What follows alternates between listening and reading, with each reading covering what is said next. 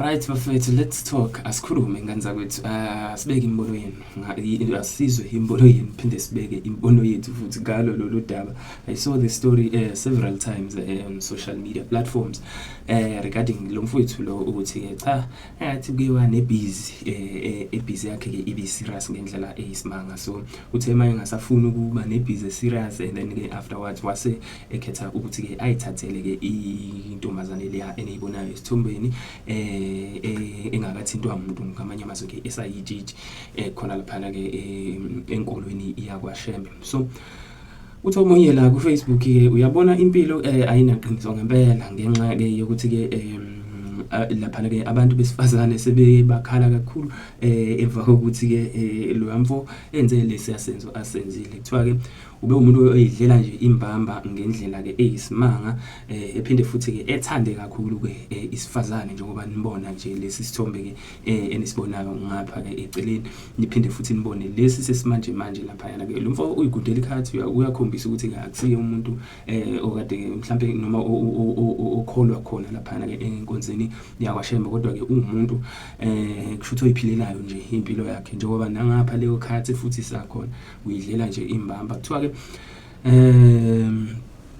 wavele wayifunela ke nje khona le kwaShembe nekhathi yakhe ke wayokhetha khona ke umacekeceke wabashiya bekhala ke laba abanye uthi ke lo mfowethu ke niyabona kodwa ke bosisi kubaluleke kanjani ukuthi ke uyiphathe kahle uthi ke omunye awucabanga ukuthi ke ubafo lo ukube ke ukhona oyiyona ke intombi yakhe kulezi ebehubuluza nazo ngabe ke uthathe iyona kushuthi ke ngamanye amazwi ke ngisho nabo laba kade phuza nabo akubona abantu ke akade ke mhlambe nenhloso ngokuthi ke ingenza ke engabenza ke omakoti. So ingakho ke egcine eyithathela isinqumo sokuthi ke athi shwi ayothatha la acabanga ukuthi ke ikhona right ukuthi ke angathatha khona. Sithini ke noma ke ngathi uthini umbono wakho mayelana ke nesenzo sakhe lo mfowethu.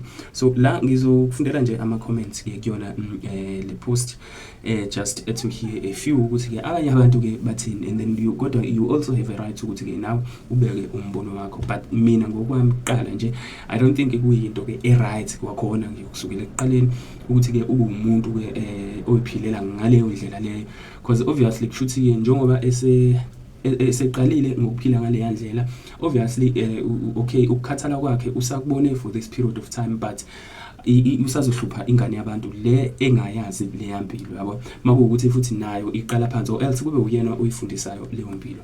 According to mina I feel so angisho kanjalo ukuthi ke kuyokwenzeka kanjalo because abanye abantu basuke ngempela sebefisa ukushintsha impilo zabo if ukuthi ke kunezinto ezintsha ke abayiqalayo noma ke abazenza. Anyways bafethu you can tell me do comment on the section down below. Do not forget to subscribe and also like this video. Thank you.